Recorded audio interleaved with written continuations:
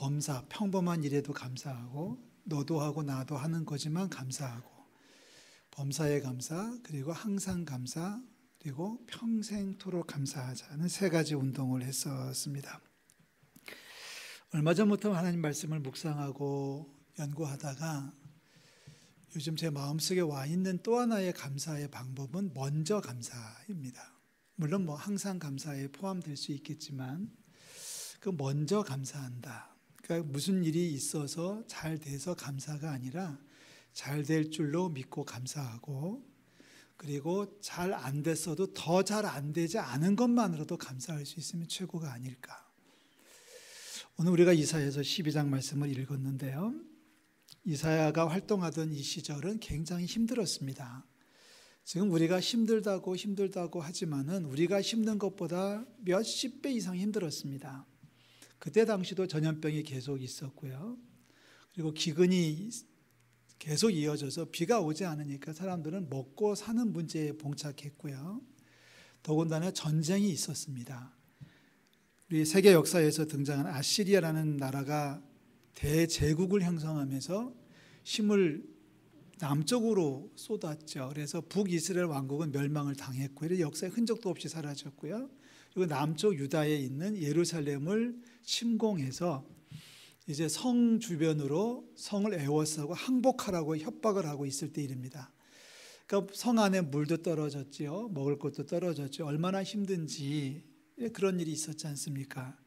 오늘은 내 자식 잡아먹고 내일은 네 자식 잡아먹기로.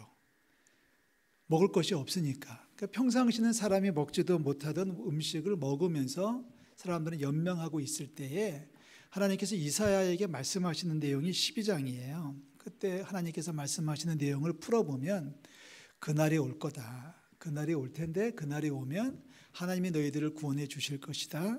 그러니 너희들은 하나님을 노래해라. 이런 말을 하거든요. 그러면서 1절 마지막에 보면 이렇게 말하라고 하시면서 내가 주께 감사하겠습니다 라고 하라는 거예요.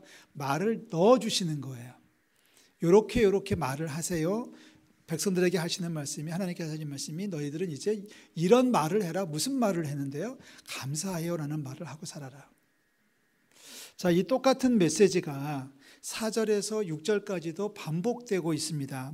단어는 달라졌지만 내용은 같겠죠. 근데 그 하나님께서 주신 메시지를 보면 첫 번째 부분에서도 감사라는 말이 등장했고, 4절에 보니까 그날에 너희가 또 말하기를 여호와께 감사하라. 그날에 또 너희가 말하기를 여호와께 감사합니다라고 고백하면서 살라는 이야기입니다. 코로나19 시대를 살아가면서 우리에게 많이 지금 문제가 되고 있는 것 중에 하나가 마음이 좁아졌다는 거예요. 그래서 사람들이 소망이 없고 여유가 없고 이웃을 배려하는 마음이 없고, 그러다 보니까 감사가 떨어졌습니다. 디모데후서 3장에 사도 바울이 분명히 선포했지 않습니까? 말세가 되면 고통하는 때가 될 텐데 여러 가지 현상이 있지만 그 중에 하나가 감사하지 않는다라는 거였는데, 요즘 정말 감사하는 일들이 많이 줄어들고 있지 않은가 염려를 하게 됩니다. 여러분 어떠신가요? 오늘 아침 일어나서 여기까지 오시면서 벌써 이제 12시간, 오늘을 기준으로 하면 일어난 시간쯤이 6시간이 지났는데, 이 6시간을 살면서 감사해요라는 말을 얼마나 많이 하셨는지요. 자, 우리 솔직히 얘기하십시다. 우리의 삶의 모습을 들여다보면 감사해요라는 말이 줄어들면 줄어들수록 슬퍼지는 거예요. 신앙적으로 말하면 감사합니다라는 말이 사라지면 사라질 수 있도록 하나님 앞에 감사가 줄어들수록 믿음이 떨어지는 겁니다. 감사가 많아지면 삶이 풍성해지는 거고, 하나님 앞에 감사합니다라는 고백을 많이 하면 할수록 믿음이 성숙되어지는 겁니다. 길게 가지 말고요. 먼저 감사, 빨리 감사라고 했으니까 여러분 옆에 있는 분에게 지금 감사하십시오. 내 옆에 앉아주셔서 감사해요.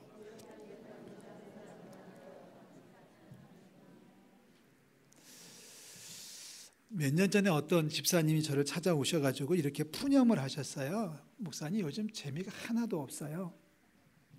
사는 맛이 하나도 없어요.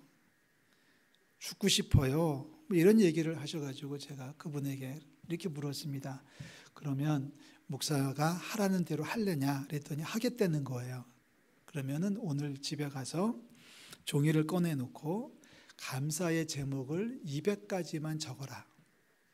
그러니까 200가지 이상을 적으면 행복해질 거고 200가지를 못 적으면 불행해질 거다. 그런데 어쩌면 몇 개를 적다 보면은 적다 보면 뭐 90개, 100개를 적다 보면 200개까지 안 가도 행복해짐을 느낄 수 있을 것이다. 그분이 집에 가서 한 80여 개를 했답니다. 그리고 전화가 왔어요. 목사님 80개를 했는데요. 행복해졌어요. 계속 해야 될까요? 말아야 될까요? 80개쯤 쓰다 보니까 마음이 뜨거워지고 행복해지고 기뻐졌다는 거예요. 지금 여러분 살기 싫고 밥맛도 없고 살맛도 떨어졌다면, 아니 지금 살맛이 있고 지금 기쁘다 할지라도 예방 차원에서라도 감사하는 조건들을 메모하는 습관들을 가지시기를 주의 이름으로 부탁을 드립니다. 똑같은 상황에서 감사할 수 있으면 행복한 거고요. 똑같은 상황에서 감사치 못하면은 불행해지는 거란 얘기죠. 오죽하면 하나님께서 이사야를 통해서 주시는 말씀입니다. 지금 전쟁이 있고 기근이 있고 병이 돌고 있고 굶어 죽어가고 있는데 하나님께서 백성들에게 말씀하시기를 너희들은 감사해요라고 말을 해라 라고 이야기를 하지 않습니까? 실제로 성경의 역사를 보면 예수님도 감사를 많이 얘기하셨잖아요. 떡 5개와 물고기 2마리로 5,000명을 먹이실 때도 먼저 음식을 들고 하늘을 우러러 축사하셨다고 되어 있습니다. 축사했다는 얘기가 감사기도 하셨다는 얘기예요. 예수님의 기적사건 가운데 크라이막스라고 할 수 있는 나사로가 죽었을 때 나흘 만에 가서 나사로를 살려낼 때도 예수님 무덤 앞에 가서 뭐라고 기도하셨나요? 하나님, 내 기도를 들어주시는 것을 감사합니다. 감사가 먼저란 얘기예요. 감사가 먼저예요. 1621년이죠. 추수감사절에 유래가 되는 이 사건에서 이 영국에서 건너온 청교도들이 고생하고 나서 첫 번째 수확을 얻었을 때 그들이 했던 일이 바로 감사절기를 지키는 거였습니다. 아니 하나님도 마찬가지죠. 가나안 땅으로 들어가기 이미 이전에 아직도 광야를 배회하고 있는 이스라엘 백성들에게 말씀하시기를 너희들이 가나안 땅에 들어가면 꼭 지킬 것이 있는데 감사절을 지켜라 말씀하셨어요. 아직 광야인데 앞을 내다보면서 미리 감사할 수 있다면 대단한 믿음의 소유자가 되는 줄로 믿습니다. 얼마 전에 서해안에 있는 섬에 들어갔다가 큰 곤란을 겪은 적이 있었습니다. 저희들을 안내해 주는 사람이 잘못 얘기해 주는 바람에 섬에서 갇혔어요. 그러니까 뭐 작은 섬, 인구 한 50명도 안 되는 작은 섬을 어떻게 들어갔다가 왜 섬과 섬을 이어주는 노둑길이라는 게 있어요. 섬에서 사신 분들은 뭔지 잘 아실 거예요. 다리가 아니라 옛날 어른들이 거기다가 돌멩이 바위 쌓아가지고 이렇게 도로를 만들어서 사람이 건너 다녔는데 요즘은 거기다가 포장을 해놨어요. 시멘트로. 그런데 이게 낮아요. 그래서 물이 들어오면 노둑길이 물에 잠기는 거예요. 그러면 꼼짝 못하고 섬 안에 갇히는 거예요. 그래서 4시간을 갇혔어요. 4시간을 갇혔어요. 거기에 써붙였더라고요. 물이 들어오면은 건너가려고 하지 마시고 4시간, 3-4시간 기다리면 물이 빠지니까 그때까지 기다려라. 이렇게 안내판이 붙여 있는데 이 물때를 잘못 맞춰가지고 4시간을 갇혀 있었습니다. 어떻게 하면 이 시간을 유익하게 보낼 수 있을까요? 똑같은 상황에서 불평하면서 기다릴 수 있고 누구는 즐기면서 기다릴 수 있을 거 아니겠습니까? 저는 그래도 투덜거리지도 못하고 일행들 앞에서 그래도 목사인데 투덜거리지도 못하고 얼굴을 화사하게 피면서 일부러 하나님의 뜻이 있겠지 그러면서 저 혼자 이렇게 물가로 나와가지고 물살이 넘실넘실 거리는 모습을 보면서 그래도 목사라고 출애굽 사건을 제가 연상을 했습니다. 야, 이렇게 넘실거리는 물이 쫙 빠져가지고 길이 형성되는구나. 정말 4시간 기다리니까 길이 생기더라고요. 야고보서 1장 4절 말씀을 여러분에게 소개합니다. 얼마 전에 새벽 기도의 시간에 우리가 묵상했던 말씀인데요. 야고보서 1장 4절 다 같이 읽겠습니다. 인내를 온전히 이루라. 이는 너희로 온전하고 구비하여 조금도 부족함이 없게 하려 함이라. 자, 여러분 이 말씀 외우십시오. 앞부분만 외우자고요. 따라하시죠. 인내를 온전히 이루라. 자, 우리 성경 말씀에는 참아라, 기다려라, 견뎌라, 버텨라 이런 말씀도 있는데 이 앞에 지금 수식어가 달려 있어요. 뭐라고 달려 있냐면 인내하십시오가 아니라 인내를 이루세요 하면서 가운데 수식어가 온전이라고 하는 말을 사용하고 있습니다. 인내를 어떻게 이루어야 돼요? 온전히 이룬다. 자, 인내를 온전히 이룬다는 게 무슨 말씀일까 하고 이제 공부를 좀 했어요. 묵상을 하면서 깊이 이제 이 말씀을 들어가 보니 제 마음속에 세 가지가 담겨지더라고요. 마음속에 생각이 나더라고요. 첫 번째는 온전히 인내를 이룬다고 하는 말의 첫 번째 의미는 끝까지 참는 거예요. 끝까지 참는 거예요. 문제가 해결될 때까지 참는 거예요. 기다리는 거예요. 이게 온전히 이루는 거죠. 자, 4시간을 바닷가에서 추운데 덜덜덜 떨면서 먹을 것도 없고 마실 것도 없이 그냥 찬바람 쏘이면서 다행히 비가 안 왔지만 그러고 있는데 4시간을 참아야 되는데 3시간 50분을 참았으면 인내가 온전히 이루어진 건 아닙니다. 그죠? 온전히 이루어진 게 아니에요. 끝까지 문제가 해결될 때까지 기다리고 참는 게 인내를 온전히 이루는 첫 번째 문제입니다. 두 번째는 그 문제가 해결됐을 때에 내게 얻어지는 열매는 과연 무엇이냐를 물어야 돼요. 내게 얻어지는 열매는 뭐냐?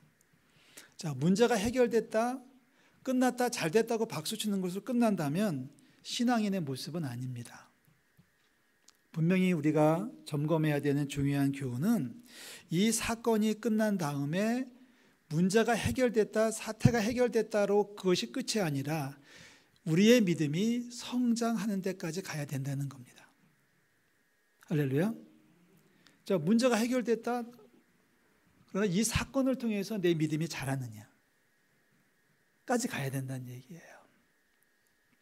코로나19 사태가 계속되어지고 있습니다. 코로나19를 우리가 지내면서 많은 분들이 궁금해하고 또 소망하는 것은 마스크를 벗는 소망을 해요. 마스크 언제 벗습니까? 언제 악수할 수 있을까요? 언제 밥을 같이 먹을 수 있을까요? 교회에서 같이 친교할 수 있을까요? 이런 얘기를 합니다. 그러면 이제 그 날을 헤아리기가 사실은 어렵습니다. 내년 봄이 될지 여름이 될지 금년 가을이 될지 겨울이 될지는 모르겠지만 자, 문제가 해결됐어요. 당국에서 이제 마스크 벗고 살아도 돼요. 백신 나왔어요. 치료제 나왔어요. 마음껏 끌어안고 서로 친교하며 살으세요라고 하면 그것이 문제가 해결된 게 아니라 우리의 기도 제목은, 우리의 소망은 뭐냐면 이 코로나 사태를 겪어가면서 그것이 언제 끝나든지 간에 그것이 끝났을 때 우리 자신을 돌아봐서 믿음이 자랐는지를 점검할 수 있어야 된다는 얘기예요. 이게 인내를 온전히 이루는 거예요. 그냥 무조건 날짜만 보고 기다리고 있는 것으로는 만족할 수 없습니다. 문제가 해결됐을 때에 저와 여러분들의 믿음이 성장될 수 있기를 주의 이름으로 축원합니다. 인내를 온전히 이루는 두 번째 모습이에요. 세 번째, 마지막, 인내를 온전히 이루는 이 모습에서 우리가 꼭 기억해야 될 것은 인내하면서 어떤 마음으로 살아가냐는 거죠. 이미 말씀을 드렸고 힌트를 드렸습니다마는 불평하면서 원망하면서 짜증내면서 시간을 기다리고 끝까지 참는다면 그거는 인내를 온전히 이루는 것이 아니에요. 한 분이 옆에 있다가 그 양반이 잘못 얘기해가 우리 4시간이나 갇혔다고. 그짓 못됐다고. 나쁜 놈이라고. 뭐라고 욕을 하면서 토덜거리면서 다시는 내가 여기로 오나 보자. 다시는 내가 섬사람들 말 듣나 보자. 이러면서 불평하면서 물 빠지기를 기다리고 있다면 인내하는 것이 아니에요. 성경적으로는. 그거는 세상적인 모습이겠죠. 똑같은 사건을 겪으면서도 똑같은 문제를 겪고 있으면서도 우리 그리스도인들은 그 상황에서도 감사하면서 살아야 된다는 얘기예요.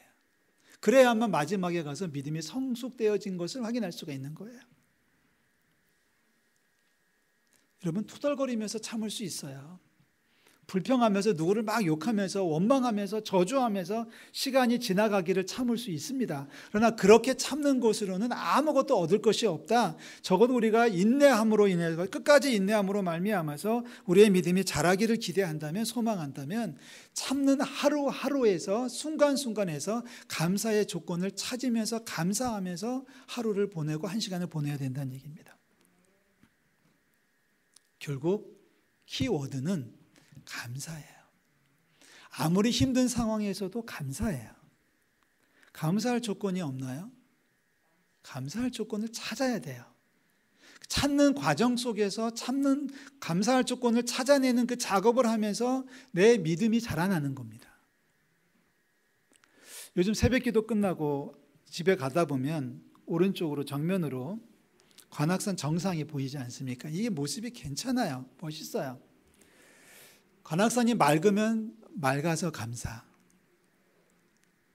어느 날은 보면 흐려가지고 구름이 껴가지고 안개가 껴가지고 관악산 정상이 안 보입니다.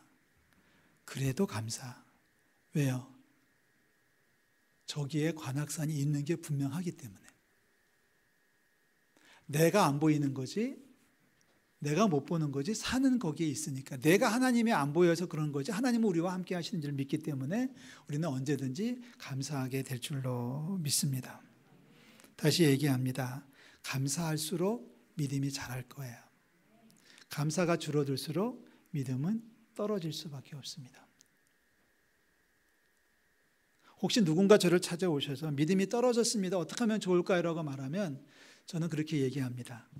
감사의 조건을 찾으십시오. 찾으십시오.